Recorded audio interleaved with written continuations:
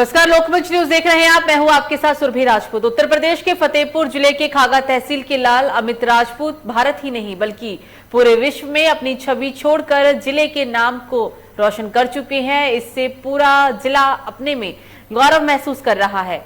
आपको बता दें, 27 वर्षीय अमित राजपूत सामान्य परिवार से होते हुए भी तमाम ऐतिहासिक हाल ही की कोविड महामारी से संबंधित पुस्तकें लिखकर आम आदमी में जागरूकता का एक बहुत ही अहम जिम्मेदारी निर्वहन करने का काम किया है, जिससे अमित राजपूत ही नहीं बल्कि जिले को भी एक नई पहचान मिली है।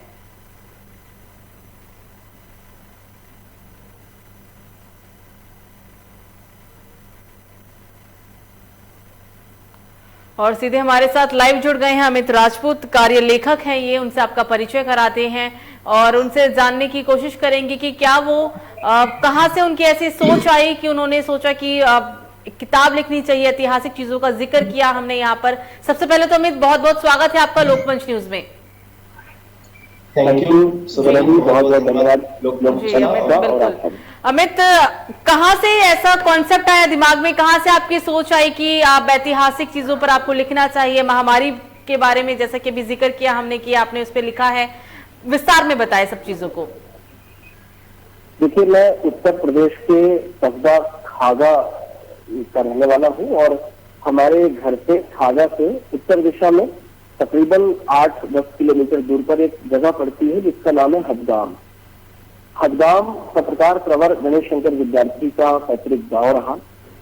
पूरे जनपद में लोग केवल ये जानते रहे अब तक, जो मेरी परवरिश है उसमें मैंने अपने बड़ों से ये सुना कि गणेश शंकर विद्यार्थी का ताल्लुक फतेहपुर जनपद से है, क्या रहा है। लेकिन वो ताल्लुक क्या था, क्या है, ये बिल्कुल नदारत रहा। इसका इतिहास कुछ पता नहीं था कि फतेहपुर से क्या उनका लेना देना रहा। लोग ये जानते रहे कि प्रयागराज के तरसुइया में उनके निहाल में उनका जन्म हुआ और उनका कार्यक्षेत्र कानपुर था। इलाहाबाद और कानपुर के बीच में फतेहपुर जो उनका पैतृक जनपद है, ये मैं मानने के लिए तैयार नहीं था, या ये कहिए कि एक क्यूरियोसिटी थी मुझमें कि आखिर गणेश शंकर विद्यार्थी जी का अपने जनपद से कुछ तो ताल्लुक रहा होगा। यहाँ से जिज्ञासा मेरे मन में पैदा हुई।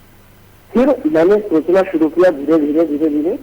पत्रकारिता यूपी इलेक्शन 2017 कवर करने के बाद मैं घर आया तो वो चीजें जो कहीं नेपथ्य में अनकॉन्शियस माइंड में मेरे भीतर मेरे बचपन से ही रही, वो जन्म लेने लगी, इनका जो है विस्तार होने लगा। क्योंकि मैं इलाहाबाद विश्वविद्यालय में आधुनिक इतिहास का विद्यार्थी भी रहा और इनका जो पूरा सरोकार विद्यार्थी जी का है वो भी आधुनिक इतिहास से था। तो मेरे मन में आया कि क्यों ना विद्यार्थी जी के इन पहलुओं को उजागर किया जाए और इस बात को खोजा जाए कि आखिर इतनी बड़ी पत्रकारिता की महान विभूति का उनके गृह जनपद से कोई ताल्लुक रहा है तो आखिर वो क्या रहा है। और ये जाहिर सी बात रही है कि कोई पत्रकार है, संवेदनशील है, वो यकीनन अपने गृह जनपद से उसका कुछ न कुछ ताल्लुक रहा होगा। इस दिशा में जब मैंने काम करना शुरू कर दिया, धीरे धीरे मैंने काम करना शुरू किया तो 13 महीने का फुटवर्क रहा और मैंने नौकरी अपनी छोड़ के मैंने इस पे काम किया। तो एक कड़ी से दूसरी कड़ी जुड़ती चली गई। फिर जो आश्चर्य प्रकट हुए वो आज देश के सामने है कि विद्यार्थी जी का सरोकार क्या था। बाद में पता चलता है कि विद्यार्थी जी के जीवन की जो सबसे महत्वपूर्ण तीसरी जो उनकी जेल यात्रा थी वो फतेहपुर कचहरी में हुई। और वो क्यों ही मोतीलाल नेहरू जी की अध्यक्षता में जो उनका अभिभाषण था उसकी वजह से उनको ऐसे बहुत सी दिलचस्प कहानियां, बहुत से दिलचस्प किस्से, बहुत सी ऐसी राजनीतिक रिविलनेस रही है जो कि मेरी किताब में मैंने उनको समाहित किया है। इसका नाम है मेरी किताब का अंतर्वेद प्रवर। इसका मैंने कवर लॉन्च कराया था। IGNCA के चेयरमैन है पद्मश्री आदरणीय राम बहादुर राय जी, इन्होंने इसका कवर लॉन्च किया था। और हमारे देश के महामहिम जो रहे भारत रत्न श्री प्रणब मुखर्जी जी, इन्होंने इस किताब का विमोचन किया था नवंबर 2019 में। ये मेरी पहली किताब थी। इसके बाद महामारी आई तो मैं IMC जो भारतीय जनसंचार संस्थान जम्मू कैंपस में इंस्टीट्यूट है, उसके कम्युनिटी रेडियो का मैं प्रोग्राम कोऑर्डिनेटर था। और महामारी आई, लोग आना कम कर दिए, वहां से लेना देना कम हुआ तो मैं अपने गृह जनपद चला आया फतेहपुर। यहाँ आया तो यहाँ के जिलाधिकारी महोदय पहले से थोड़ा सा परिचित रहे मेरे कामकाज से और तमाम चीजों से। उनको लगा कि मैं यहाँ आया हूँ, तो उन्होंने सोचा कि कैसे हम आपकी प्रतिभा का इस्तेमाल करें। मुझे भी ये लगा कि कैसे मैं अपना व्यक्तित्व अपने लोगों और अपने जनपद के लिए इस्तेमाल में मैं ला सकता हूँ। तो मेरे मन में ख्याल आया कि ये कोविड-19 के समय में लोग जो अपने घरों में रह रहे हैं, खासकर जो कामगार जो लेबर नहीं करता, शारीरिक श्रम से जुड़ी हुई वृत्ति के अलावा जो बौद्धिक वृत्ति से जुड़े हुए लोग हैं, इनके लिए मैंने कहा कि बहुत दिक्कत भरी परिस्थितियां सामने आएंगी, क्योंकि मैं खुद एक इंटेलेक्चुअल टेम्परामेंट से जॉब से जुड़ा हुआ था। मैं पत्रकारिता में था, मैं ब्रॉडकास्टिंग में रहा। तो मुझे लगा कि जब मुझे इतनी दिक्कत हो रही है, तो आम लोग जो अध्यापक है या ऐसे तमाम जो पेशेवर लोग हैं जो बौद्धिक संपदा के वाहक है या उनकी छाती को लेकर के चलते, उनको बड़ी दिक्कतें आएंगी। तो मैंने कहा कि वो अपना ये कहाँ जो एक्सरसाइज है माइंड की, वो कहाँ बाहर निकाले। तो मैंने कहा आपके पास जो आपके संस्मरण है अपने आसपास देखते हैं, इनका आप संग्रह लिख करके मुझे भेजें, मैं उन संग्रह को प्रकाशित करूंगा। वो संग्रह आप गद्य में भी भेज सकते हैं और पद्य में भी भेज सकते हैं। गद्य का जो संग्रह है सुरभि, इसका मैंने नाम दिया आरोपित एकांत। आरोपित एकांत में जनपद के लगभग 94 लेखक स्वयं जिलाधिकारी महोदय पद्य में, और इसमें मशहूर फिल्म डिजाइनर सलीम आरिफ जी और उर्दू अकादमी से अकादमी पुरस्कार प्राप्त शायर जफर इकबाल जफर साहब, स्वयं जिलाधिकारी महोदय, मैडम डीएम, वो सब भी इस पुस्तक के हिस्से हैं। उसमें इन्होंने लिखा है। और अभी हाल ही में दानी नजर फाउंडेशन के सहयोग से मैंने कोरोना नामा रिपोर्टाज संग्रह लिखा, जो कि कई दशकों बाद हिंदी साहित्य के इतिहास में बहुत लंबे समय बाद कोई रिपोर्टाज आया है। उसका हाल ही में अभी 31 अगस्त को दिल्ली के मालवीय स्मृति भवन जो कि आईटीओ में है, वहाँ उसका विमोचन था। और तो इस तरह से मेरी 4 किताबें अंतर्गत कवर, जान है तो जहान है, आरोपित एकांत और अभी कोरोना नामा, मेरी 4 प्रकाशित पुस्तकें हैं सर। बिल्कुल अमित, आपकी किताबों को काफी अच्छा रिस्पांस भी मिला है, और जैसा कि भी आपने बताया भी, पत्रकार हमेशा से एक बहुत अच्छा लिखता है, ये तो सभी जानते हैं, लेकिन शायद आपने उसे सच भी करके दिखाया। यहाँ पे 4 किताबें लिखना और बहुत अच्छा रिस्पांस मिलना, लोगों का बहुत सारा प्यार मिलना, अपने आप में एक बहुत अद्भुत है। और शायद आप भी क्या महसूस कर रहे होंगे वो हम भली भांति महसूस सकते हैं। और भी बताएं कि कहाँ से शुरुआत की और कैसे कैसे कॉन्सेप्ट माइंड में आता रहा और क्या क्या लगा और आगे क्या सोच रहे हैं? जी, शुरुआत के बारे में फिर भी मैं बताऊं कि अमूमन ये सवाल आता है मेरे सामने कि आपने लेखन की शुरुआत कहाँ से की। लेखन का जो सिलसिला था, कहते हैं कि करुणा जब व्यक्ति के मन में पैदा होती है तो कोई गीत या कोई काव्य निकलता है। तो पहली रचना मुझे लगता है कि ज्यादातर लोगों में अगर कुछ निकलता होगा तो शब्द में निकलता होगा। तो 7वीं कक्षा में मैं था, 11 वर्ष की उम्र में भी रही। 7वीं कक्षा में उसकी टेक्स्ट बुक थी मेरी, उसमें एक एक्सरसाइज आई थी कि आप ये कविता पूरी करें। तो मैंने बहुत ही सुगढ़ कविता लिख दी थी। ऐसा मेरे अध्यापकों ने कहा कि चली हवा जब सर पर आया सावन झूम झूम कर, चली हवा जब सर पर दागे बोले कर कर कर। इस तरह से एक अच्छे काफिला मिलान की और बड़ी गीता में मैंने कविता लिख दी थी 11 वर्ष की उम्र में, जब मैं 7वीं में था। यहाँ से मेरा लेखक जन्म लेता है। और इसके बाद जो मेरा किशोरपन था, जो मेरी किशोर अवस्था रही है, वो मैं ऐसे परिवेश में रहा, ऐसे लोगों की संगत में रहा कि एक चिंतनशील मैंने अपना किशोर बिताया। तो उसका परिणाम ये रहा कि एकाग्रता बहुत पैदा हुई मेरे मन के भीतर, मेरे मस्तिष्क में, कि सामने जो कुछ हो रहा है उसको हम महसूस करें और उसकी परिणति में हम कुछ सामने सोसाइटी को थ्रो करें। तो उसके बाद मैंने लेख लिखने शुरू कर दिया और मेरा पहला लेख प्रकाशित हुआ जब मैं 17 वर्ष की उम्र में था। 31 मई तंबाकू निषेध का दिवस होता है, इस अवसर पर मैंने लेख लिखा था 2011 में, जब मैं महज 17 वर्ष का था। तब मेरा पहला लेख लिखा और इसके बाद मैंने लिखना शुरू किया। 3 एज की मेरी प्रेम को देखने का मेरा एक नजरिया अलग था और मैंने प्रेम के अलग अलग आयामों को देखा, उनकी कंडीशन से एक चिंतनशील तरीके से एक सोचना मैंने शुरू किया। तो मैंने कहानियां लिखी और कहानियां 7 लिखी और 7 का एक संग्रह है जो अभी प्रयागराज में पब्लिकेशन है, उससे प्रकाशित हो रहा है। उसका नाम मैंने रखा है समोसा। वो मैंने सबसे पहले लिखा था ये कहानी संग्रह लेकिन प्रकाशित नहीं करवाई मैंने, कुछ पत्रिकाओं में प्रकाशित करवाई।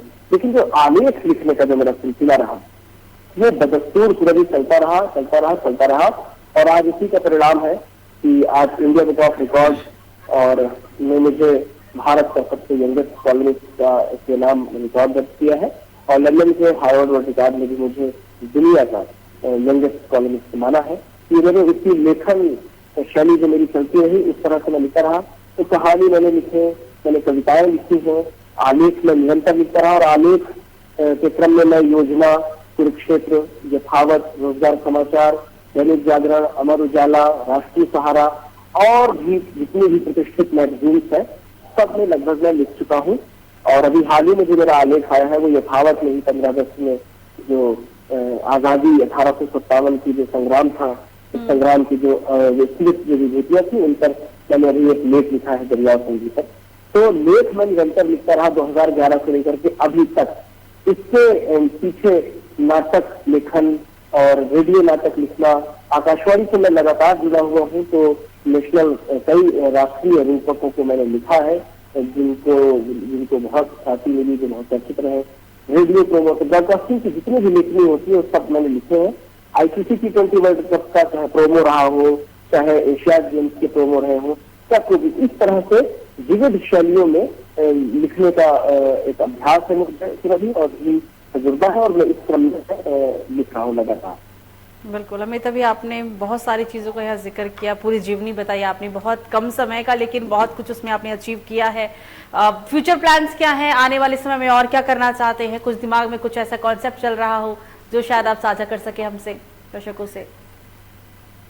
बतौर लेखक अगर मैं ये बात कहूँ कॉन्सेप्ट की जब बात आती है तो बहुत सिंपल सी चीज है कि अगर हम भारत के रहने वाले हैं तो वर्तमान का हमारा समाज और अतीत के हमारे कथानक इतने भरे पड़े हैं कि एक एक महाकाव्य में, चाहे वो महाभारत हो, रामायण हो, कितना लिखा गया और कितना ही लोग लिखेंगे। इनको अगर छोड़ दिया जाए तो आज अगर जिसमें एकात्मता है, जो सजग है, तो इतने सारे चीजें समाज में दिख रही हैं लोगों को जिनसे व्यक्ति के मन में करुणा पैदा हो सकती है, उसको झकझोर सकता है। तो विषय बहुत है। एक दबाव मेरा जो पाठक वर्ग है वहां से स्नेह पूर्ण दबाव जो मैं पा रहा हूँ वो यही है कि फिक्शन, क्योंकि मैं रूपक लिखता हूँ, मैंने बताया आकाशवाणी के लिए, फिक्शन में मेरा अच्छा हाथ है, लेकिन किताबें अब तक मैंने जितनी भी लिखी है लोग ऐसा कहते हैं कि मैं संवेदनशील लेखक के तौर पर मेरी पहचान है। तो मैंने सारी वो चीजें अब तक लिखी हैं जो बहुत डार्क कंटेंट में हो, ऐसी जो सो कॉल्ड लोकप्रिय चीजें हैं कि बस लोग लिख लें, क्योंकि मेरे अंदर का भी वो संवेदनशील लेखन, चिंतनशीलता वो सब चीजें चल रही है। तो मैं भी शिक्षण की तरफ उपन्यास लिखना, इस तरह की चीजों में मैं नहीं हूँ। लोग मुझसे ऐसी अपेक्षा रखते हैं या अनुरोध करते हैं, उनका प्यार है मेरे पाठकों का। कई मेरे पास मेल्स पर या पर्सनल फोन पे या किसी कई तरह से लोगों ने कहा कि आप एक उपन्यास लिखें। तो अभी एक उपन्यास का एक प्लान चल रहा है, मैं नाम उसका ले सकता हूँ आपके डॉक्यूमेंट के चैनल पर। मैंने नाम सोचा है अंगारी परिकर। मेरे नाम अमूमन बहुत हिंदी में होते हैं, तो एक अंगारी परिकर, एक ऐसी पलंग, एक ऐसी सेज जिस पर अंगार बिछे हैं, ऐसे पे कौन सोएगा, इसका बिंद क्या है और तमाम चीजें मैं भी यहाँ पर रिवील नहीं करूंगा। और क्योंकि मैं भी लिखने भी नहीं जा रहा हूँ उपन्यास, लेकिन कभी मैं अगर लिखा उपन्यास विधा में मैं आया तो मैं अंगारी परिकर नाम का उपन्यास लिखूंगा। रिसेंटली अभी कोई प्लान मेरे नहीं है। एनडीटी के लिए प्रोजेक्ट में कर रहा हूँ अभी आजादी के महानायकों पर जो PM मेंटरशिप योजना है, उस किताब को मैं पूरा कर रहा हूँ। अभी रिसेंटली मैं उसके साथ में जुड़ा हुआ हूँ, मैं जो नेशनल बुक ट्रस्ट है। बिल्कुल अमित, काफी सामान्य परिवार से आप आते हैं, ऐतिहासिक चीजों की बहुत अच्छी नॉलेज और लिखना भी। एक होता है कि आप सिर्फ जानते हैं और एक आप उसे लिखित रूप में उतार रहे हैं, लोगों के सामने पेश कर रहे हैं और बहुत अच्छा रिस्पांस मिल रहा है। लेकिन इस सब बीच कभी परिवार वालों ने जिम्मेदारियों का एहसास दिलाया हो या कभी कुछ आपको लगा कि शायद अब नहीं हो पाएगा या फिर ठीक है परिवार जरूरी है या इन सब चीजों से अलग, कभी कोई ऐसा पल आया हो जीवन में? ये पल रोज आता है, मैं यही से जुड़ा हुआ हूँ। लेकिन हाँ, आपने कहा कि कभी ऐसा लगा हो कि अब नहीं हो पाएगा, ये नहीं मेरे जहन में कभी आया फिर भी। और मेरी सफलता तो चूंकि India book of record, Harvard, बहुत सारे हमारे मित्र हैं जिन्हें मैं खुद व्यक्तिगत जानता हूँ। कई ने इंडिया बुक ऑफ रिकॉर्ड बनाया, कुछ ने हार्वर्ड भी बनाया, उनको भी मैं परिचित हूँ। मेरी सफलता को मैंने सेलिब्रेट ज्यादा नहीं किया। जो मुझे जानते हैं, जो मुझे चाहते हैं, उन्होंने इसको बहुत जश्न की तरह मनाया। उसका एक कारण है। कारण ये है कि इंडिया बुक ऑफ रिकॉर्ड मैंने पाया वो महत्वपूर्ण नहीं, महत्वपूर्ण लोगों ने बताया कि ये है कि मैं जिस सोसाइटी में रहता हूँ, मैं जिस जगह रहता हूँ, यहाँ से कोई अपना इंटेलेक्चुअल टेम्परामेंट बना के एक नागरिक समाज का हिस्सा भी बन जाए, ये चुनौतीपूर्ण है जिस जगह को मैं बिलोंग करता हूँ। और यहाँ से हार्वर्ड वर्ल्ड रिकॉर्ड पाना, इंडिया बुक ऑफ रिकॉर्ड पाना, विश्व के सबसे बेस्ट संस्कार होना, ये आश्चर्य की तरह। इस चीज को कुछ हमारे आईएनसी के कुछ हमारे साथी हैं, कुछ और लोग जो मुझे व्यक्तिगत जानते हैं, उन्होंने मुझे व्यक्तिगत शिक्षा दी कि आप इतना क्यों इसको सेलिब्रेट करते हो, आपका स्वभाव ऐसा नहीं है। क्योंकि जो लोग मुझे व्यक्तिगत जानते हैं उन्होंने देखा है कि मैंने लाइफ में इससे पहले भी बहुत सारी चीजें अचीव की हैं, तो कभी मैं रुका नहीं किसी चीज को सेलिब्रेट करने के लिए। लेकिन हाँ, मुझे पता था कि इसकी प्रतिक्रिया क्या आने वाली है, तो इसके अनाउंसमेंट के लिए मैंने प्लान करके सुरभि मैं अपने होम टाउन आया। मैं चाहता था कि मैं बताऊं लोगों को, मैं लोगों के लिए एक अपनी जो मेरा जो व्यक्तित्व है, तो उसको मैं अपने लोगों के लिए, जहां से मैं निकला हूँ, वो कैसे इस्तेमाल हो। मैकियावेली का जो सिद्धांत है, थ्योरी ऑफ यूटिलाइजेशन, उपयोगिता का सिद्धांत, उसको मैंने समझा कि अगर मैं जो कुछ भी आज कर रहा हूँ, हर पुरस्कार हमें बचपन से सिखाया जाता है कि कोई भी अगर आपको पुरस्कार मिलती है या कहीं मान स्वरूप कुछ भी मिलता है तो उसका बड़ा सम्मान करना चाहिए। तो अगर उदारतावश देखें, जो बहुत उदार साथी मुझे कहते हैं कि चलो अच्छा हार्वर्ड वर्ल्ड रिकॉर्ड मिला, इंडिया बुक ऑफ रिकॉर्ड में नाम दे रहे हो, तो क्या तो क्या से भी एक बहुत बड़ी चीज है। हमें बच्चों से सिखाया जाता है कि कोई भी बहुत महत्व रखती है। तो आज इतनी उदारता कैसे हम क्यों लाए कि तो इंडिया बुक ऑफ रिकॉर्ड को क्या, हार्वर्ड वर्ल्ड रिकॉर्ड को क्या। तो मुझे लगता है कि इसका इस्तेमाल करना चाहिए। अगर लोगों में जश्न है, अगर लोग इससे प्रेरित हो रहे हैं, तो हमें उदारता नहीं दिखानी चाहिए। तो मैं लोगों के बीच में हूँ, अपने लोगों के बीच में हूँ। यहाँ का किशोर, यहाँ का युवा प्रेरित हो रहा है, कुछ सीख रहा है, मुझे बहुत अच्छा लग रहा है। मुझे अच्छा ये लग रहा है कि जो यहाँ का जिस सोसाइटी में मैं हूँ, यहाँ का जो प्रबुद्ध वर्ग है, सुरभि, आपको जान करके आश्चर्य होगा, वो मुझसे पूछता है कि स्तंभकार क्या होता है, कॉलोनिस्ट क्या होता है। वो यहाँ का प्रबुद्ध वर्ग है। तो जब प्रबुद्ध वर्ग को मैं बताता हूँ कि ये कॉलोनिस्ट है, ये स्तंभकार का मतलब होता है, तो मुझे लगता है कि यही इसका हासिल है, यही उपलब्धि है कि यहाँ के लोगों को मैं उस इंटेलेक्चुअल टेम्परामेंट से जोड़ पाऊँ। तो ये चीजें हैं। बाकी आपका जो मूल सवाल था कि दबाव, तो दबाव हर पल झेलता हूँ। मतलब आप कह रहे हो कि कोई ऐसा पल आता है, हर पल उसी में मैं रहता हूँ जब मैं यहाँ रहता हूँ। ये है सुरभि। बिल्कुल अमित, आलोचना और चुनौती हर चीज के लिए आप तैयार है और हर चीज को झेलते हुए आपने इतनी बड़ी उपलब्धि हासिल की है। सिर्फ अपना ही नहीं, पूरे देश का, विश्व में नाम रोशन किया है। अमित, आप हमारे साथ अपना कीमती समय निकाल के जुड़े, इसके लिए बहुत बहुत शुक्रिया। ये थे हमारे साथ अमित राजपूत, कार्य लेखक हैं। अमित राजपूत भारत ही नहीं बल्कि पूरे विश्व में अपनी छवि छोड़कर देश का नाम रोशन कर चुकी हैं। इससे पूरा जिला काफी गर्व महसूस कर रहा है। खास बातचीत थी, हमने जानने की कोशिश की उपलब्धियों के बारे में, क्या चुनौतीपूर्ण रहा, क्या कुछ उन्होंने सीखा और आने वाले समय में क्या प्लान्स हैं उनके। फिलहाल अभी के लिए मुझे दीजिए इजाजत। लोकमंच न्यूज पर खबरों का सिलसिला जारी रहेगा। नमस्कार।